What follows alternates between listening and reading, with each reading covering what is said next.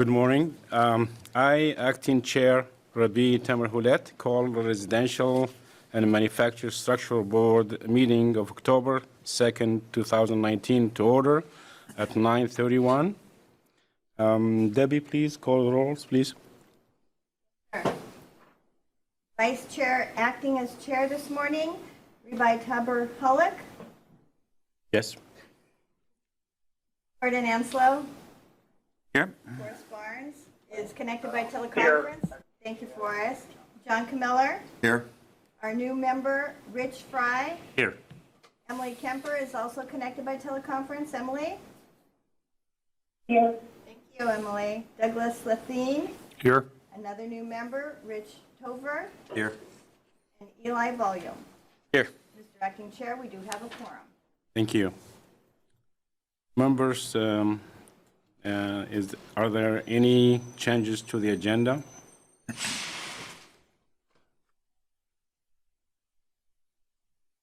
I, Chair Rabi Tamerhulet, roll the meeting agenda and order of business approved. Members, are there any changes to the draft minutes of the April 10th, 2019 meeting?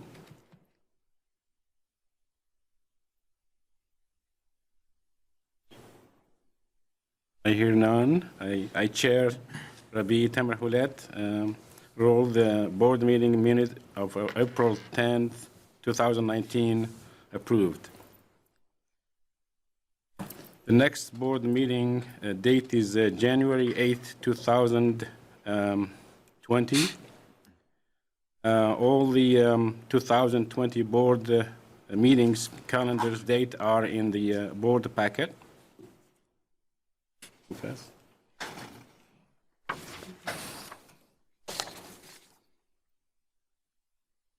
We have two members that served in this board for 2 terms, and Janet Lewis, who represented the contractor specializing in residential structure, began her term in October 1st, 2011 to September 22nd, 2019. Ms. Lewis served as Vice Chair for 2 years after being a member for 1 year. She then served as Chair since March 2014. Ms. Lewis of Tryon Creek Construction has worked in the construction industry in Oregon for over 41 years. She also served as a committee chairperson for the Division on the Tri-County Building and Industry Service Board until the board dissolved in 2010. Ms. Lewis remained a certified master builder. On behalf of this board, the division staff, and the construction industry, thank you for your service on the Residential and Manufactured Structure Board and for all the time and commitment shared in the volunteer public service position. Thank you. The second is Mr. John Mills, who represented the residential building trade subcontractor, began his term December 8, 2008 to September 22, 2019. Mr. Mills is an active member of the home builder industry at the local, state, and national level. Mr. Mills has been in business as a concrete contractor for over 41 years and has worked all over the state of Oregon. Over the years, Mr. Mills has volunteered his time and donated material to several projects that have benefited the community, such as Riverfront Park in Salem, Habitat for Humanity, Catholic Community Services, and Pack House for the Salem House Builder Association. On behalf of this board, division staff, and the trade industry, thank you for your service on the Residential and Manufactured Structure Board and all the time and commitment shared in the volunteer public service position. Thank you for both. We have 2 new members. We do have a letter from our administrator, Mark Long, for Mr. Mills, and then also his name plaque and a plaque from the state of Oregon. I think Mr. Mills is here. Come up. Okay. Thank you, thank you. Thank you very much. It's been a real pleasure, I appreciate it. I'd like them to stay where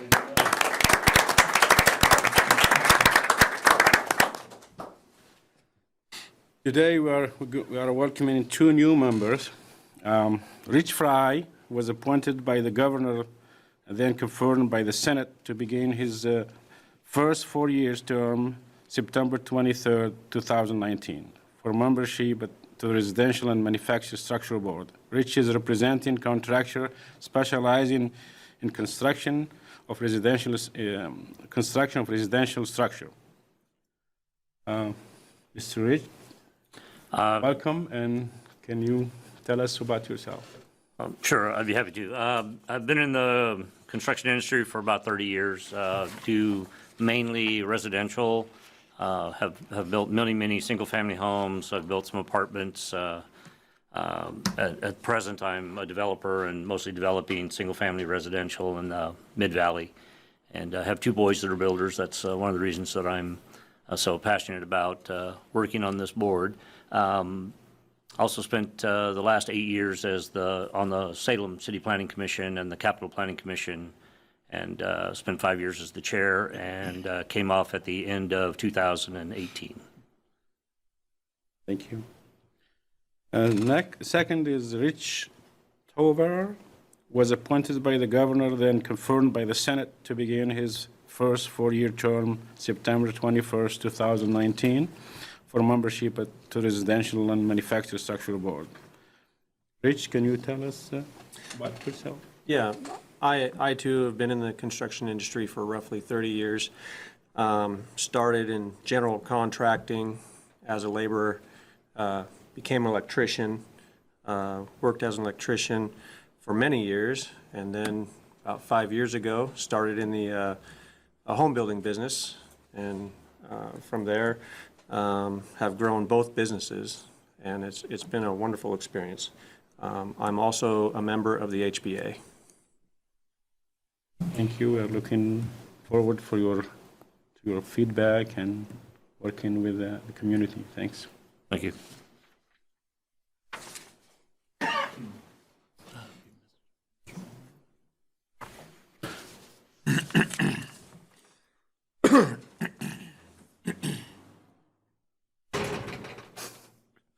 Next, we have Mark Lawn, the Administrator for Building Codes Division, and he's going to give us some feedback. Good morning. Thank you.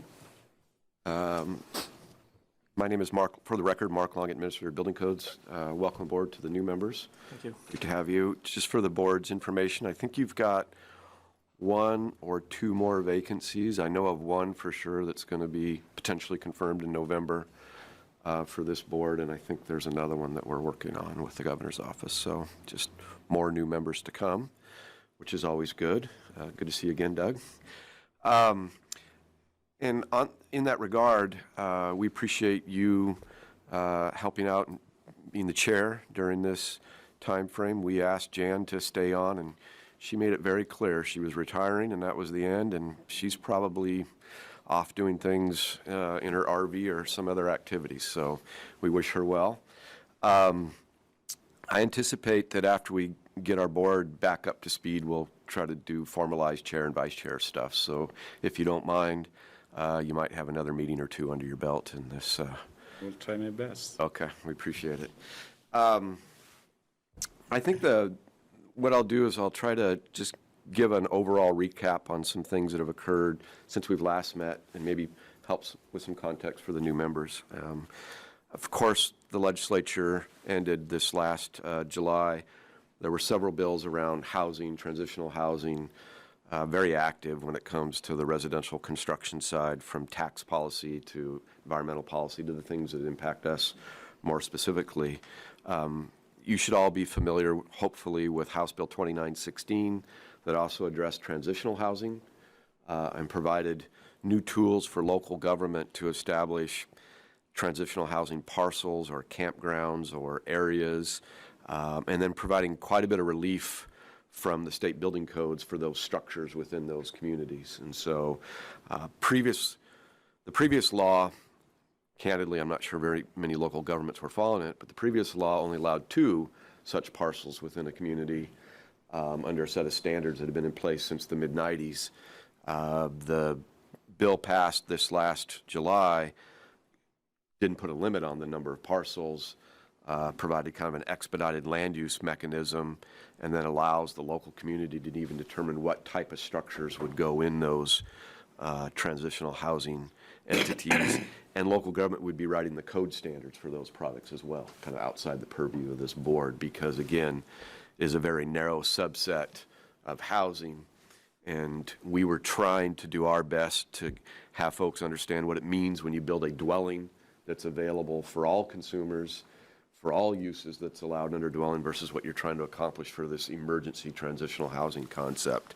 And so the bill provided quite a bit of flexibility, and we know that several communities are already trying to take advantage of the additional flexibility the legislation passed. So if you weren't familiar with it, again, that was House Bill 2916, and it really helped clear up a lot of things as far as when and where you can put these parcels, and then what are the structures that you use, the regulation under the building code system, the regulation under the health department, et cetera.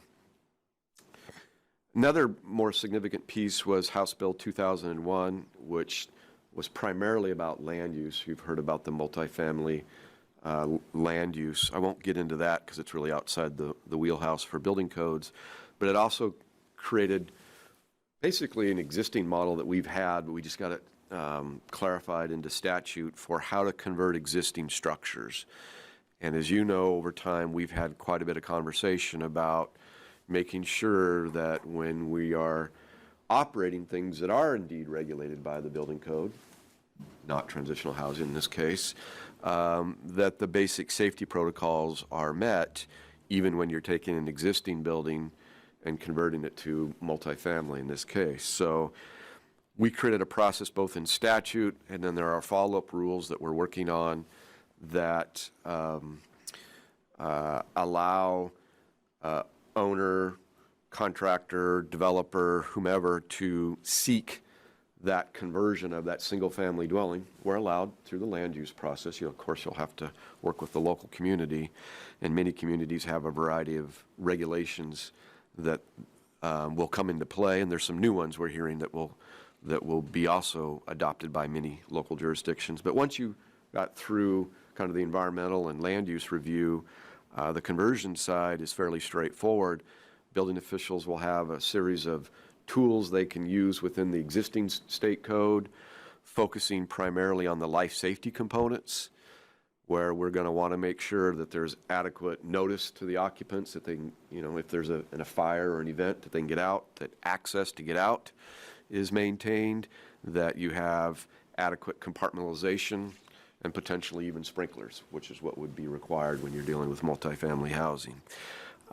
We set up a provision where the builder or owner that requests that conversion would petition, if you will, the building department once they got through all the land use and all the other components, and the building official would need to make a decision within, I believe it's 60 days. I don't remember if it's 60 or 45 days. And then if the building official didn't approve that project, there's an expedited local appeals process to deal with that existing building. So that was all kind of included in that House bill, making sure that on the standard side, we had relief for some of the issues that when you build multifamily housing just from bare dirt, you may not be able to achieve. Energy is one of them. It's probably not possible in an existing building to meet today's energy standard, especially after next year. So building officials need to have, in which they have authority to waive those provisions. So that makes sense. There are other things as far as room dimensions, sound density, that are common when you're constructing multifamily housing, that again, those can be waived or modified. However, those core safety pieces that I talked about cannot, and those need to be maintained. And that will be the challenge for those who are wanting to convert from a single-family house to a multifamily house, making sure that those basic provisions of life safety are either maintained or improved upon depending upon how the building was built and how it's oriented and how it's been maintained, frankly. What we learned as we went through the process, and what required a great deal of education on our side, was pretty hard to write a state one-size-fits-all standard for converting an existing building throughout Oregon. You don't know the type of construction, you don't know the condition of the building, you don't know all the particulars, and so we laid out a framework that created, as I said, this appeal mechanism, the ability to use the flexibility that's embedded in the code, but focusing on maintaining the life safety. So that was fairly significant work, and that model will be used as we look at other areas that are challenging for the state to create kind of a one-size-fits-all. Downtown revitalization is another, maybe not in the residential space, but in the commercial, creating those flexible tools, maintaining the minimum safety, but allowing greater ability for local officials to modify the code, waive the code, and approve alternates for those non-life safety issues when you're dealing with existing buildings and needing to convert. I think the last big piece for all of you that was in the legislature is the legislature attempting to get its arms around wheeled products. Doesn't really matter what you call those products, whether they're food carts or other forms of recreational vehicles, et cetera. Basically, the wheeled products were deregulated from the state building code top to bottom, which includes electrical licensing and plumbing licenses, as well as building permits, as well as standards and codes from our office. Again, those now become local matters that will be addressed, provided those products stay on wheels and remain temporary. And you don't ask me what that means. That'll be in the eye of the beholder. We recently looked at something that people were indicating was temporary. Of course, it had attached garages and decks all the way around it. I don't know. That may not be temporary. So the legislature has basically said if you leave the wheels on and you use, if you will, portable type utility connections, you're temporary. And anything other than that, the building official will need to analyze as to what the product is and how it's to be regulated. So I think those three areas kind of clean up some of the transitional housing as it relates to the building code and when does it apply and when doesn't it. Of course, you still have the ability under the, if you will, the regular permanent type of dwellings. There's quite a bit of flexibility in the base model code for transitional housing, but now there's additional flexibility for other types of products. How we convert existing structures for other uses to deal with housing affordability and density is another thing, while maintaining safety. And then what is the role of the state when it comes to these things that aren't really structures at the end of the day, permanent structures. And a lot of additional flexibility for the local government to address. So that's probably the recap of the session as a whole. Of course, there was a lot more activity than that. And the last few weeks were quite interesting. But those were the kind of the primary things as it relates to this board. Kind of as an ongoing matter, just as a heads up to those of you in the building industry, there's quite a bit of discussion about construction defects. We talked about construction defects last time at building codes in 2006 and 2007 and wrote a report to the legislature, and there were a fair amount of reforms that came out of the 2007 legislature and then 2009 code adoption based on what we called at that time the Construction Claims Defect Task Force. That issue's back up primarily around the condominium side, with builders expressing concern about the lack of what I'm calling, I don't think condominiums is really the right way to think about it, what I'm calling the opportunities for vertical home ownership. And what are the regulatory barriers for developers to get into vertical home ownership, and statute of repose, how warranties, how HOAs operate are all kind of all part of those things. It's not really a building code issue, but we've been participating in some of the conversations. I don't know if there'll be legislation in February or if that's really a next full session conversation, but there was an interim task force, an interim committee, work group, gosh, better get my terms straight, interim work group chaired by Representative Meek to look at these sets of issues, and I assume he's going to be coming out with some recommendations here shortly because November is the file time for legislation for February. You kind of got to know generally what you're doing by November for February, roughly speaking. So we'll see. Moving out of kind of the legislative realm and into kind of one of the other more significant things that we do with you, and that's adopting building codes. And we've identified that there will be a building code change for residential construction next October. So it'll be October 1st, 2020 is our anticipated effective date for a new residential code. By the way, those of you who build in the commercial code, which you will for your apartments and some of your other forms of construction that are outside of the norms of single-family dwellings, we just made available and adopted the commercial building code. I think it's online now. Is that correct, Tony? Yeah. I think training is going on. Is that correct? Yep. Am I stealing some of your update? That's all right. Too bad. Sorry. So that information's out there. I'll let Tony kind of walk you through what they've done. We anticipate having the same thing available next year for residential. Let me kind of talk about what we're going to be doing as it relates to the residential code. And when we talk about residential, that includes, structural, life safety, energy, and all the things that are embedded in the model code. I believe we're going to be looking at the base 2018 IRC. Is that correct? Correct. Okay.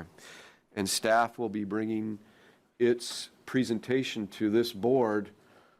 I think your board meeting next spring is on April 1st. Is that you didn't just make that up, Mr. Chair? Is that a true thing? Okay. Well, you went through the dates. I'm not sure. Okay. I think you actually are meeting on April 1st. And that is the date that we will be presenting to you is that true? Correct, yes. Okay. It's not a thing? All right. It's not an It'll be hard for us to communicate. This is going to be real, but we'll do our best. We'll be presenting to you our proposal for a code on the residential side. I'm going to kind of walk you through the buckets. I anticipate that we'll have an announcement in November that will kind of foreshadow or let everybody know that, yep, we're going to be moving towards a code for October 1, 2020. We've been talking about it. And the staff will be presenting its recommendation of the model code to this board on April 1st. So how's that going to break down? There's going to be 4 basic elements to what we'll be presenting to you. It'll come in a kind of a matrix chart format. There'll be those areas that maintain kind of the state building code model. So those permanent structures, okay, so that wouldn't be the wheeled products we were talking about or the transitional housing products or unoccupied structures, which I'll talk about here in a little bit. It'll be just kind of the basic 1 and 2 family dwelling home and what's covered under the IRC. The staff will go through the model code and identify the differences between the current residential code and the model code and clean up what we believe to be, which we always find errors in the model code that are just basically unworkable for Oregon, and bring you what we believe to be a clean document in that arena. We'll also be identifying those areas that are outside of the building code for the state side that are left to local government, such as unoccupied structures. In residential applications, it doesn't become as significant of an issue as it does in the commercial side, but things like fences and retaining walls, cell towers if there was one, windmills, you do see that every now and then. Things that are unoccupied will not be included in the state building code as far as preemptive for all communities, but available for local communities to adopt as they see fit. The basic thinking is, a windmill on residential property in certain parts of this state probably is not much of an issue. Harney County, some of our bigger county areas, probably not much of an issue. Maybe in downtown Portland, that needs to be regulated. And what's the level of that regulation? How should it be regulated through the building code is what we're going to need to have local government adopt. Fences. Again, many parts of the state do not need to regulate a neighbor's fence for the purposes of a building permit. Other communities may want to do that. retaining walls that don't have anything to do with the structure itself, decorative landscaping type. Some communities are interested in regulating those. From a statewide perspective, we're interested in providing that relief in those rural areas where it's probably not practical or a good idea anyway. So they'll be identifying and continue to identify those areas, and then they'll clearly identify the items that are just kind of outside the code altogether that folks get confused by. Of course, we have it embedded in there, cabinetry, painting, things that are not part of the building code itself. So those will be the kind of the three main lenses that the staff will be looking at the model code. What are the things that we'll need to clean up in the model code, bring forward from before, take out of the model code that aren't workable and kind of outside the scope. These model codes include things like fair housing standards. Don't have anything to do with building codes. That's sort of separate agency. Actually, BOLI, I think, carries out the Fair Housing Standards Act in Oregon. So we have to kind of clean those things up. There's a lot of FEMA things the model codes put in there. They're outside the building code. Things like visitability are not necessarily a building code item for us, and that would be outside up to local jurisdictions. Those kinds of things, the staff will get all cleaned up and brought to you. And then identifying those local non-occupied structures that some still may want to regulate in the urban areas, but we find that probably not necessarily a good idea in all areas of the state. And then the last thing as a component we'll be bringing is the energy standards. Many of you are familiar that the governor issued an executive order, oh gosh, I don't even remember when now, maybe late 17 or late 18, doesn't matter, talking about moving the state to more of a net zero type of arrangement on the building code side. We've accomplished that goal on the commercial side, or at least the first step of the goal with the building code that went into effect this year. And then we update the code next year. That'll check that box and the commercial will be done. We would like to be in a position for both the residential side and the commercial side to have concluded our work on that executive order this next October. So the staff will be bringing to you energy provisions that will be in alignment with the governor's executive order for adoption this next October. If those of you that looked at the executive order know that with the residential side, it's a little more prescriptive and directive to what we're supposed to do, and I believe we're supposed to follow the performance outcomes of the U.S. Department of Energy Net Zero Housing Standard. I think it's a 2017 model, if I'm not mistaken, in that executive order. And so our technical team's been working on that, and we'll be bringing those components. So next April, you will get what we believe to be a ready-to-go document for then you to begin reviewing our work to see what you concur with, what you don't concur with. You may decide that you like our work and go right into public hearing for the rulemaking.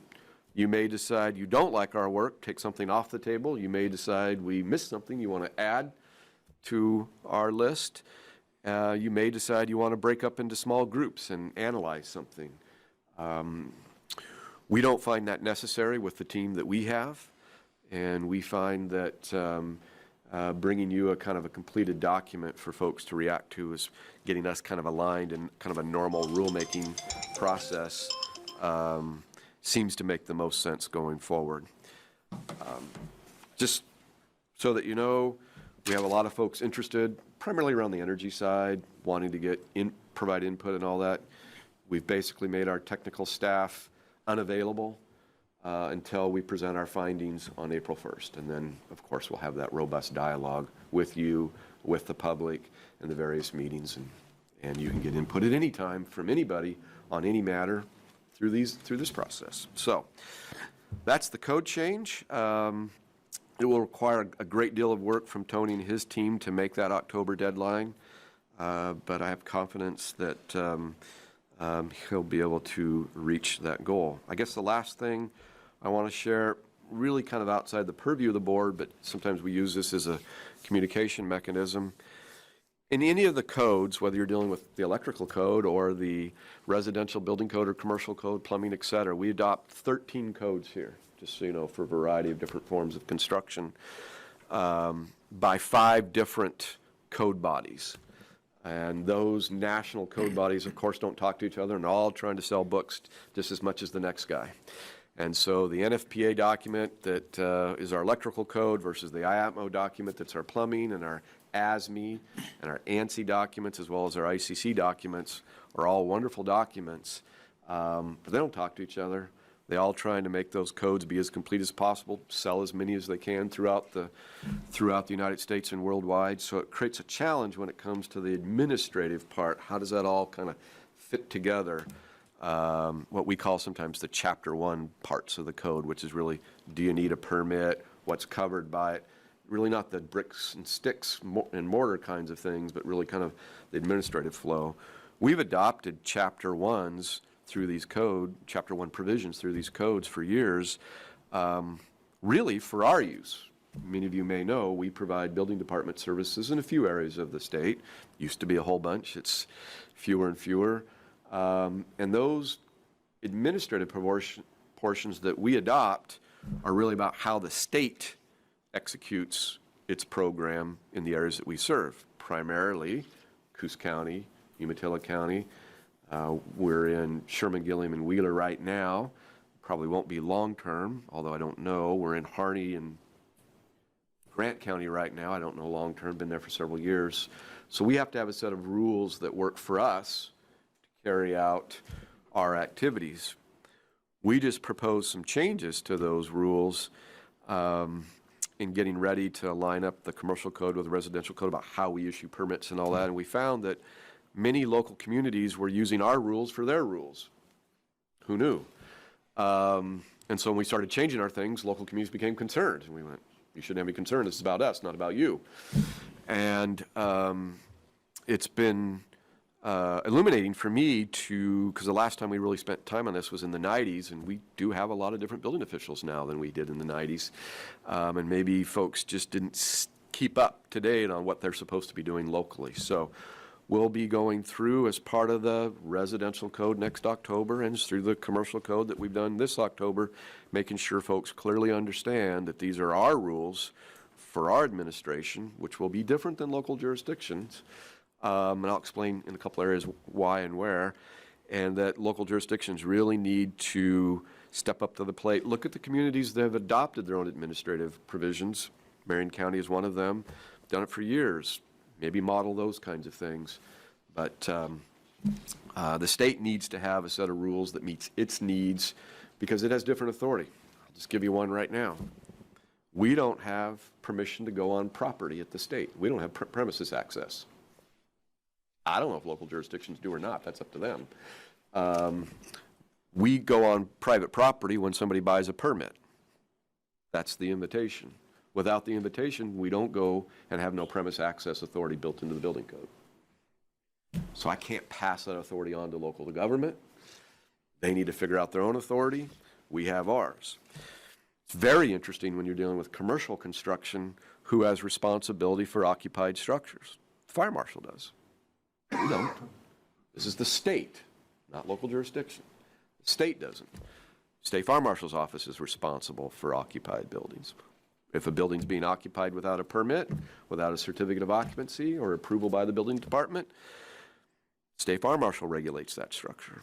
What people don't understand, again, for the state, I don't know if you find this interesting, is the work that you do here creates what we call a shield, and it creates predictability for the builders. If you get a permit and if you get a certificate of occupancy, you get to occupy that building under the terms of that permit issued by the building department. The building department makes the decisions on what codes are in play. The fire department does not. And by law, not by practice, by law, you are shielded from local government, state fire marshal's office, or any other agency coming in and changing or forcing you to change your building, as long as you maintain your building in the terms of the original building approval. Okay? But if you don't get a building permit and you don't get a certificate of occupancy, it's not our responsibility. It's the fire marshal's responsibility, and there are no limitations on what his office or any other local jurisdiction could apply to that construction. And it makes sense if you think about it. There's a set of rules that give builders safe harbor and owners and operators of buildings safe harbor, but if you don't follow the rules, no safe harbor. Kind of makes sense. We've had difficulty getting folks to understand. That's how it works where the state has jurisdiction. Where locals have jurisdiction, maybe those local communities have decided that between public works and environmental and fire, that the building department's going to be the tip of the spear and decide all those issues. Maybe. That's not the way it works in areas of the state. So we'll be cleaning that up, making sure that local governments aren't using our rules. They're a completely different model, completely different policy objectives for how they administer their local programs. And again, it makes sense because where we serve communities, it's because locals have chosen not to serve those areas, and the whole system's different. We're not connected to the land use. We're not connected to the public works department. We're not connected to the local fire department. We're not connected to that. So the system doesn't work that way. We have to have our own rules and regulations, if that makes any sense. I've had a devil of a time getting folks to grasp all of that from 130 different communities that are kind of looking at it differently. So with that, I know the team will continue to make those adjustments in the document that it brings to you. So I've covered a lot of areas. I've covered the legislature. I've covered how we're going to do codes. Some of this kind of new, what we call administrative chapter 1 stuff. It's really not new. It's just we went to change our rules and everybody went, oh my gosh, you're making changes for us. No, we're not. We're making changes for us. And then I don't know if there's anything else you need me to cover, Mr. Chair, but I'm happy to take any questions on the areas that I did discuss. Any question from the members? Yeah, I guess I have a question through the acting chair. I heard that technical staff is going to be unavailable until April 1st to the general public as far as the new codes, but is the board members still going to have access to get a preview or general sense of the framework of what we're going to see on April 1st? We'll present that to you April 1st. You'll get it hopefully better than 2 weeks before. Normally, you get your board information roughly 2 weeks before the meeting. That's our goal for that because it's going to be a larger packet than, for example, today's meeting. We hope to get that to you a little bit earlier than that. But yeah, that'll be the first time that you'll see it. Thank you. Question through the chair. Mark, where the wheeled products were stripped from the BCD code, was that under a House bill or is that administrative? So it's several, yes. Doug, it's several. There were, let's see, 2 or 3 pieces of legislation. Senate Bill 410 is one that, for us, we deregulated the recreational vehicle side, including all those park models and traditional recreational vehicles, and lined Oregon with 48 other states out there that don't regulate the recreational vehicle for purposes of building permits. They do for taxation, land use, other types of uses. And then there was House Bill 2333 that clarified the titling mechanism and taxation of recreational vehicles, but also included provisions that talked about these things are temporary structures. They're not built to the building code unless you take them off the wheels and hook them up more permanently from a utility standpoint. And again, there are no clear standards for that, so it'll be up to the local communities how they want to deal with it. My view is it's going to be challenging when you're in those parks, whether it's recreational vehicle parks or transitional housing campgrounds to kind of get transitional housing parks. Be challenging to sort that out. But if you're talking about recreational vehicles or any type of wheeled product on regular residential dwelling application, I suspect that building officials and planners hopefully will be more diligent in communicating what is an approved use for that structure and what isn't, because they're not built to any standards. And then the administrative action are things that we've done over the years to kind of align Oregon to the best of our ability with national standards, while we needed to clean up a few things in the statute and kind of get this whole framework out there. Another one that I think local jurisdictions struggle with is the whole food cart stuff and what are those things. And again, they're not a structure. If they remained in the vehicle mode, and the vehicles are regulated through local government or not at all, but not through the building code. Okay.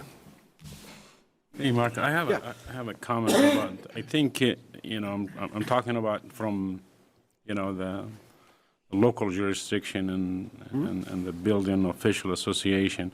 I think there is a confusion, or there is no clear about the role and how we function, because most of people think that we are assuming the program that is a state program, and we just assume that program, and we have to follow everything that is in the administration chapter.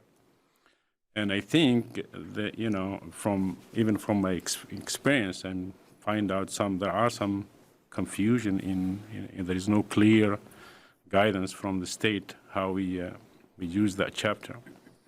Yeah, I think that's right. I think I guess if I was to communicate, the local governments had the ability to adopt their own administrative provisions since the state building code was created in 1973. I think that for a while, many jurisdictions adopted their own ordinances, and then over time probably relied on the state's rules as a template or as the exact requirements. And as I said, as we went to change them for our purposes, primarily making sure that in our rural areas, I'll just be very candid, we don't want to regulate cell towers in Harney County where I serve as the building department. I find no value in that. We don't want to regulate those fences. We want to have different permitting standards for addressing rural Oregon, where we're the provider of last resort and really not intended to align all of those services together in a coordinated way. I often speak that when you choose not to run the program locally and ask the state to come in, there are things that you don't get to take advantage of. Some of it's revenue-based, but most of it is coordination of your public works, your nuisance abatement, your fire, your environmental, your land use, all through one or two different kind of paths. Is that about right? I know in Salem, you guys try to get as much of that through your shop, even though you don't set those standards so that it's coordinated. Is that correct? The state doesn't do that, can't, because the authorities are different between local and state. And so we've needed to have a set of rules and a different model that we probably didn't overtly communicate to local government that this is for us, not for you. So we're going to do a better job of that. I just think it's been that way for some time, and it kind of caught us off guard when we went to make those changes to get out of some things. Again, regulation of those unoccupied structures in rural Oregon. And then as we went through what our real authority is to issue a red tag, to have access to a premise, to deal with occupied buildings without C of Os, that, I will let you know, we did not understand at the state level thoroughly until 2 or 3 years ago, as we got into a couple very specific cases where factories were operating without certificates of occupancy, and how do you deal with that kind of stuff. So as we've become more familiar with the structure, we've tried to get our rules cleaned up, and then we found out, and I would agree with you, that many of the building officials are now uncertain what they're supposed to do, and I know Tony and his team are working on it. But you've had the ability to do what you needed to do from day one. Well, yeah, one question was raised we had like a Mid-Valley building official meeting yesterday, and the question is if this type of structure do not require a permit from the state, do I have to set separate fee? If I issue a permit, do I collect the surcharge or not? And all these questions were raised. So Sure. All that is, I know the staff have answered some of those questions, so I don't want to be in conflict with where they're at, and I don't recall the details, but I know that they've answered some of the stuff about the money side.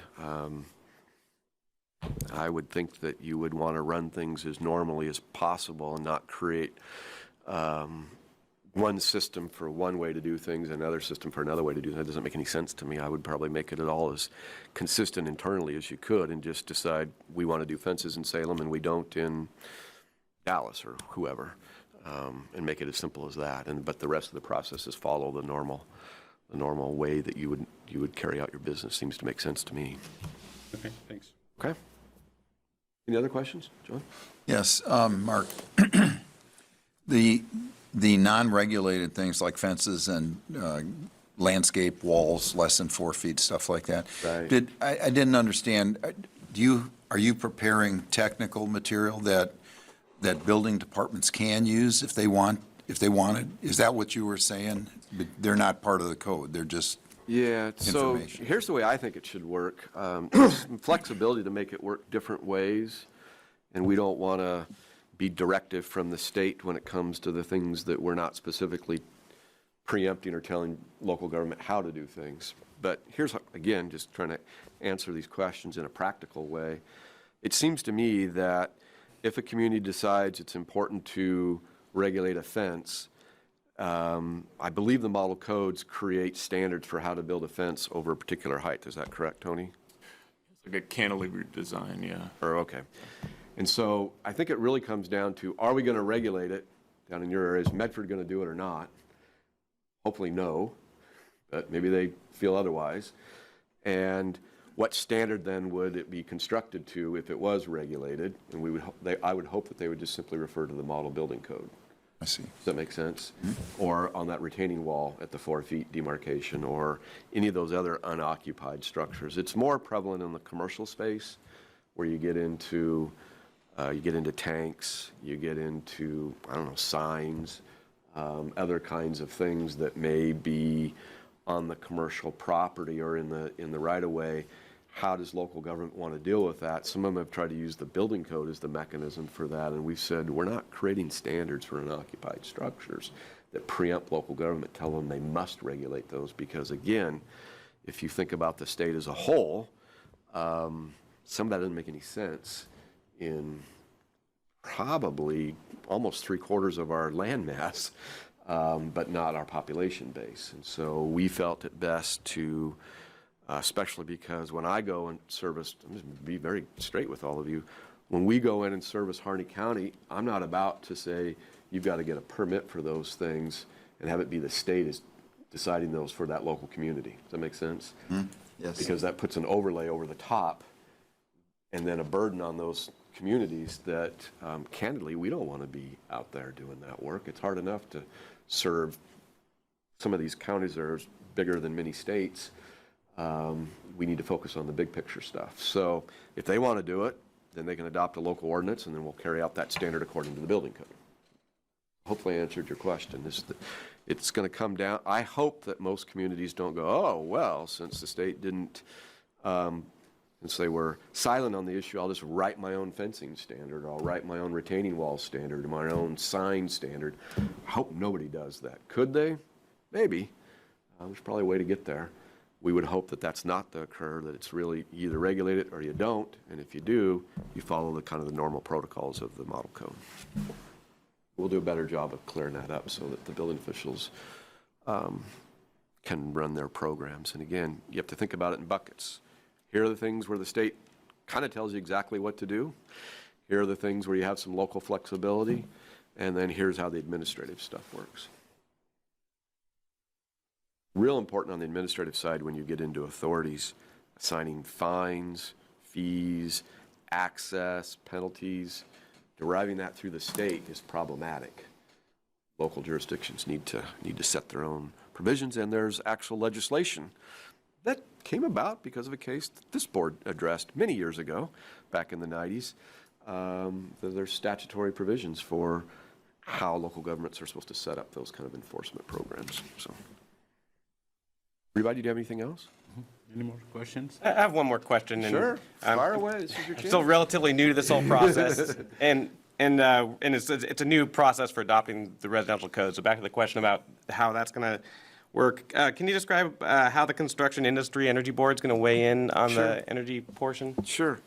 So for the new board members and for the board as a whole, we have a separate board called the Construction Industry Energy Board, and each of the primary boards select 2 members to serve on that board. And the beauty of that board, it's got a unique membership and it's got a unique voting mechanism to it.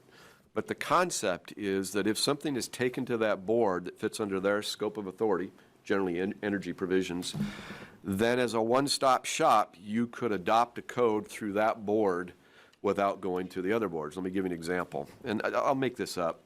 It's not exactly true, but you get the point. If you had an energy provision potentially for a water heater, you could have this board weigh in on it. You could have the electrical board weigh in on it, and the plumbing board weigh in on it, and maybe the mechanical, just depending on the type of water heater. And so we could run rules, and again, I'm making this up for an example.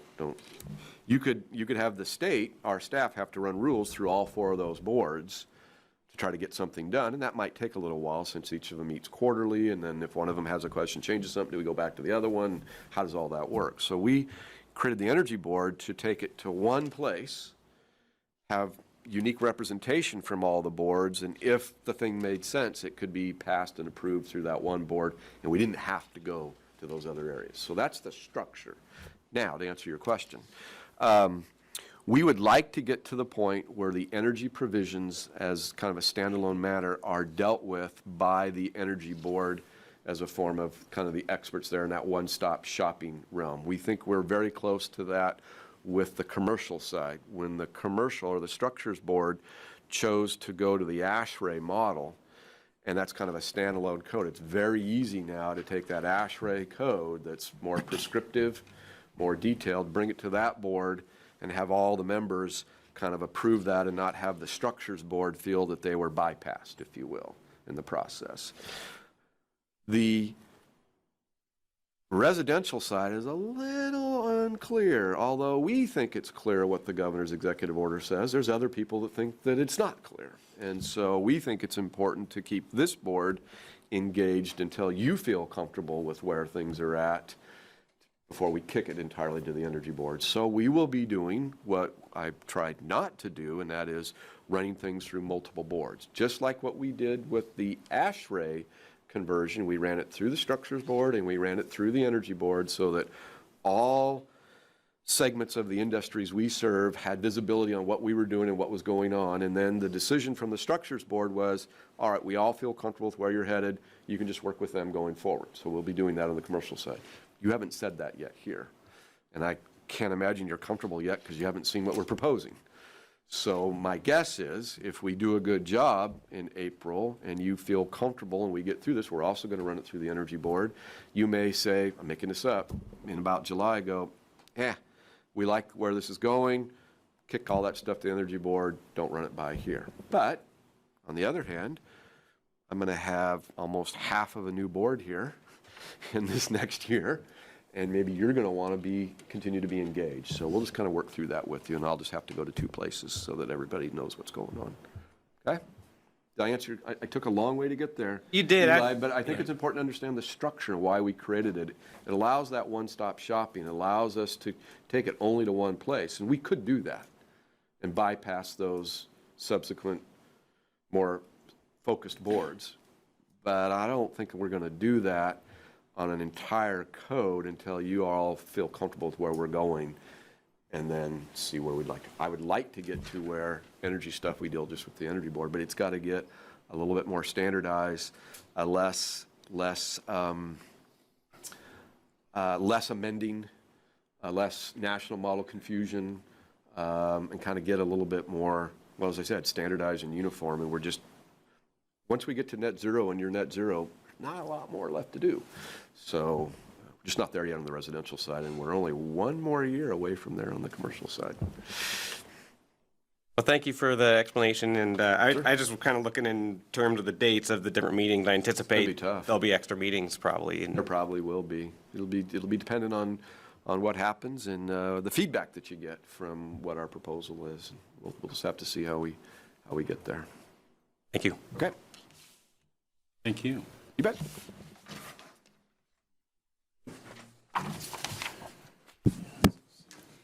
Do we have We have one individual.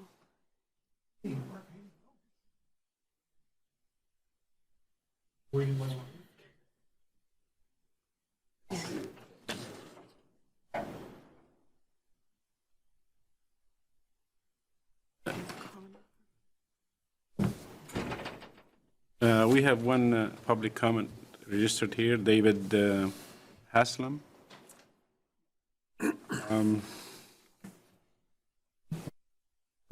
Time allowed for the testimony is 5 minutes.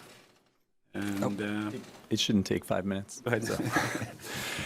Thank you, Acting Chair and members of the board. My name is David Heslam. I'm the Executive Director of a Oregon-based nonprofit, Earth Advantage. But I'm here today to talk on behalf of the Zero Energy Ready Oregon Coalition, called Zero. It's a coalition that started a couple years ago, and it's made up from groups and individuals from around the state that are focused on improving overall building energy performance and housing affordability, really focused on the next 10 years to hopefully advance standards between now and 2030. Energy codes are part of those standards that this group is interested in. The coalition's made up of contractors, both residential and commercial, architects, local governments, affordable housing developers, nonprofits, and other businesses. And the membership does include individuals and organizations who've been involved in past building code development, including energy code, and sitting on actually this committee and special committees that were assigned to develop energy code in the past. Members were also involved in public input around the governor's executive order 1720, which the administrator spoke about. And I'm here today just with a simple request, and that is that in this upcoming update for the Oregon Residential Code for 2020, that within that development process, that it does allow for meaningful public input during the process. Past iterations of code development allowed for individuals or organizations to make code proposals, and then have those be vetted by a subcommittee of this group and then by the group itself. And so there was a lot of opportunity for there to be public discussion of code proposals. Hearing the timeline that was presented, where the material won't be available till April 1st. The CIEB meeting is, I think, June 9th.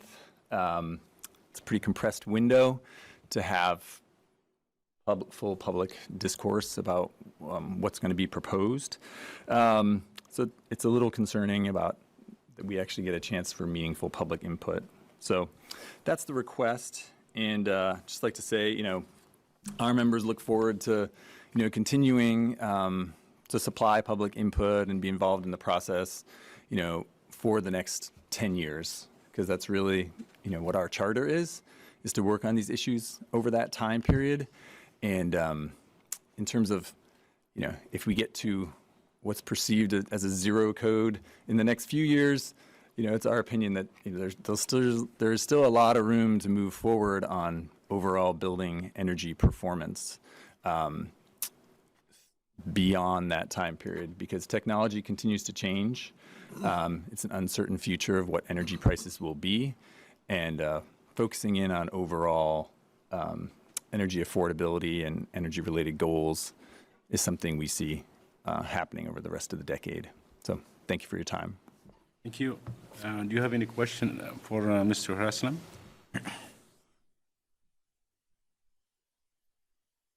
Thank you. Next, we have update about the program from the Chief Structural Building Codes Division, Tony Rocco.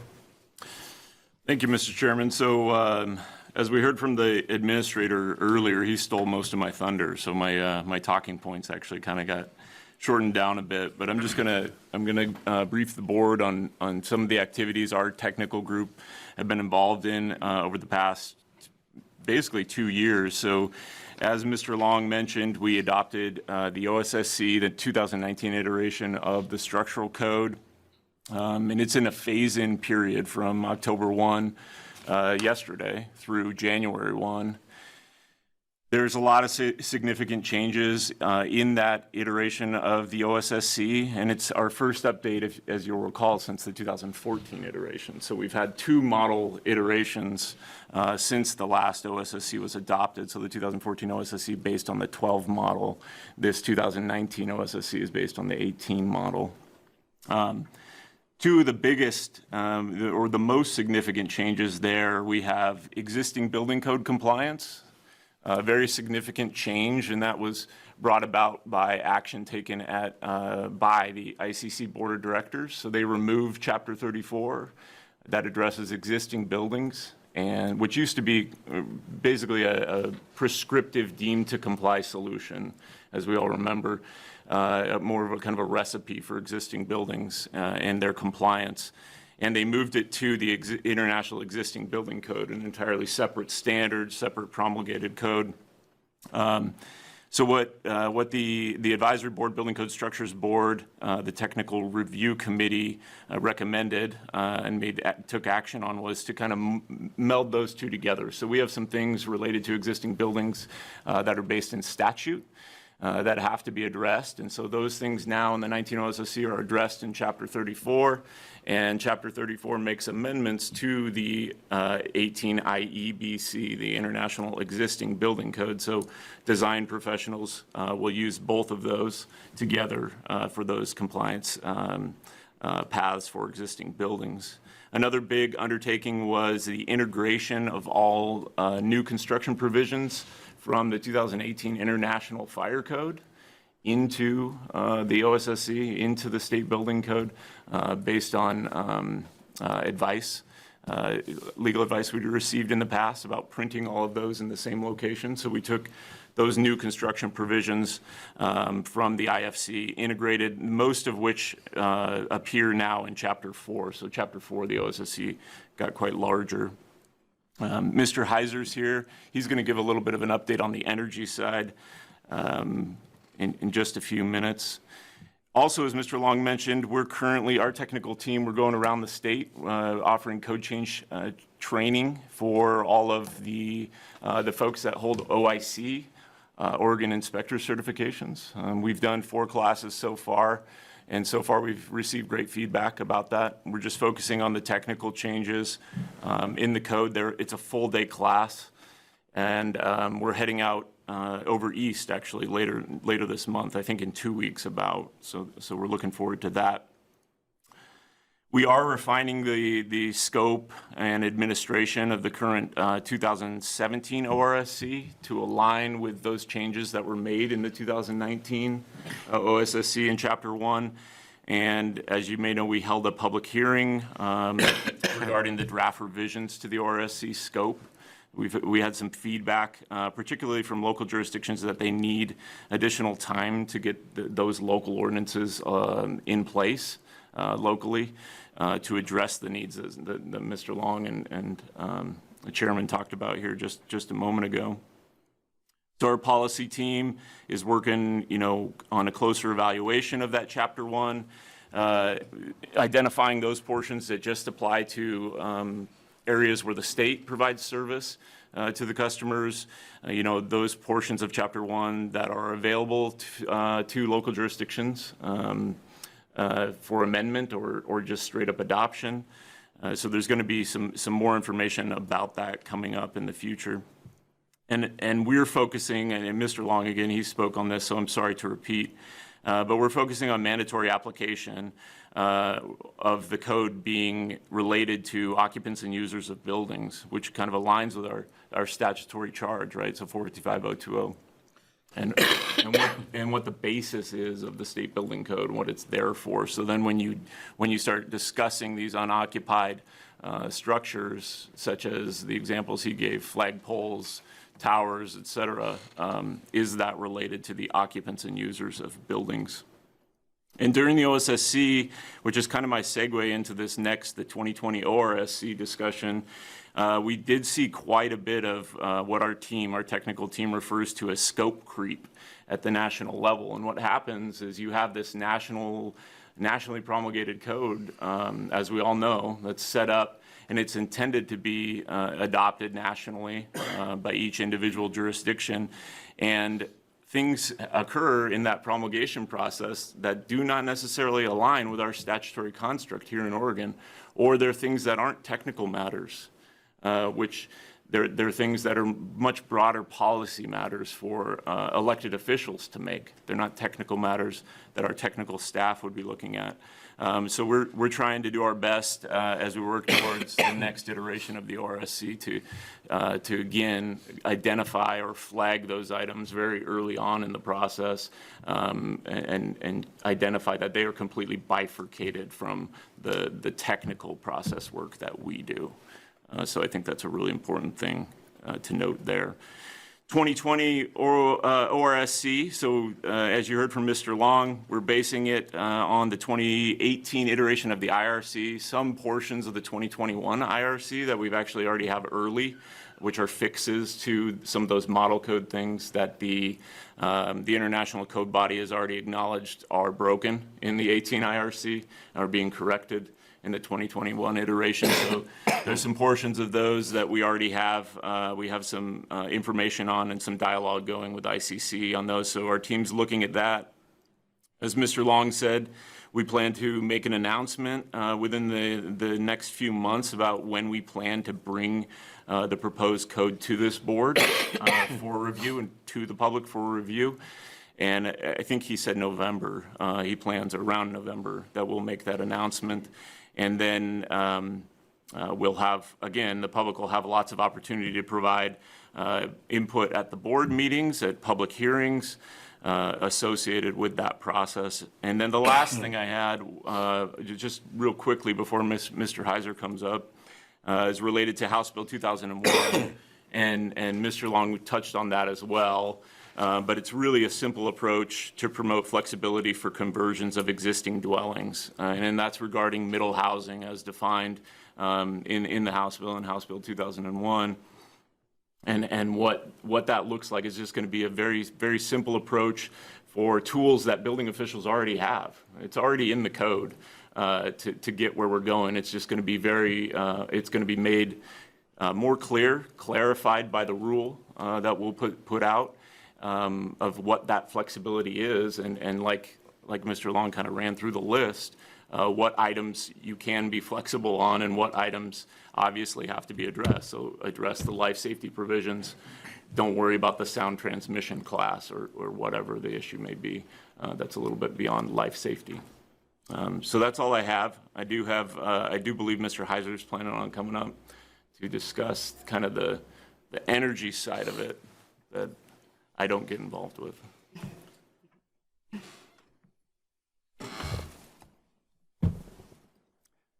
Thank you, Chair Tamara Litton and the members of the board. For the record, Mark Heizer with the division do mechanical code and energy code pieces, and wanted to do sort of a recap on some of the energy provisions that are coming out in the 2019 OSSC and some of the work that actually came to this board, since you do have some work with the 3-story and under, I'm trying to remember the exact way to phrase the low-rise apartments. Low-rise apartments that have exterior access. So work was brought here. So for the 2019 structural code, when you're in there, the Chapter 13 will be, starting point is the 2016 version of ASHRAE 90.1. That's sort of the commercial energy provision. But as part of that, and came with working with that Executive Order 17-20. We did not work with we weren't going to touch it. We left the scope alone, and that code or standard actually does not include low-rise residential 3 stories and less. So as part of the work that was done with the structural board and the SEEB and this board was the use of the 2018 IECC and some of the work that had been done by one of the code committees to have that as the quote, low-rise multifamily residential energy provision. So That's sort of for the new members to let you know how and why that's the low-rise provision. There is still also an alternate method for all commercial structures to actually use the 2018 IECC or 90.1 2016. Moving forward, really, I'd like to get into sort of the 2019 OMSE, the mechanical code, and what happened there. Pretty much that world's a little more set and stable, but we did do a lot of work looking at what was the 2018 mechanical code and some of the pieces in there. It was a really good move forward. A lot better code language, but as part of that, we also worked with the committee to make it even easier to enforce and adopt and work. A lot of things happened with how to do gas testing to make that speedier and faster on inspection in the field, cleaned up a bit of language in that. Some of those pieces probably will be brought forward to make residential permitting a little bit easier. We're probably going to look at things that might help as well as far as when it comes to alterations and additions, gas code language of, when testing is required, things like that, working with not only the local mechanical officials and feedback we're getting from them, but also from some of the utility members who work with gas. So making things a bit easier. The changes in the 2019 OMSE just really, there wasn't enough to really require building officials to get a full code change class. We just have sort of a summary available on the mechanical site to say, here's where it used to be, here are the changes in language, this is why this paragraph was reworded. It was one example is like a 7 lines of code that was really 5 of the 7 lines were an exception to actually identify that here's your requirement, this is the exception, things like that, just to make it easier, knowing the things we get phone calls on all the time. And again, had a lot of good feedback from a lot of Oregon mechanical officials on that, and they did put in some proposals.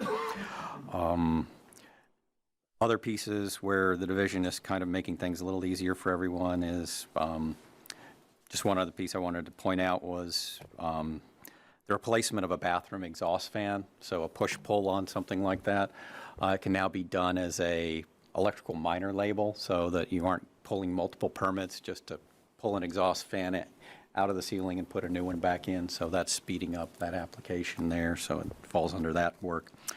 Trying to think of other pieces that are big under the mechanical.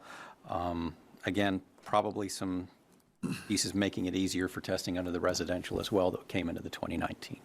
So any questions from members of the board, I'd be happy to answer them. Any question for Rocco?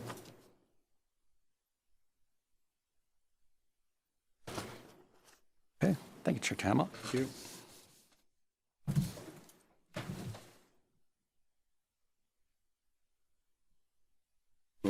Continue.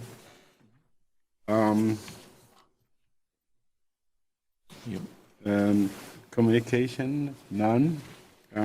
Appeals, do you have any appeals? None. And finished business?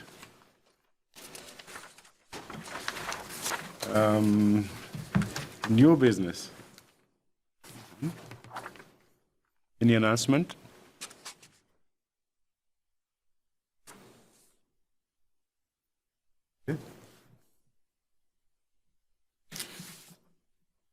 There have been no further business. The meeting is adjourned at 10:44. Thank you.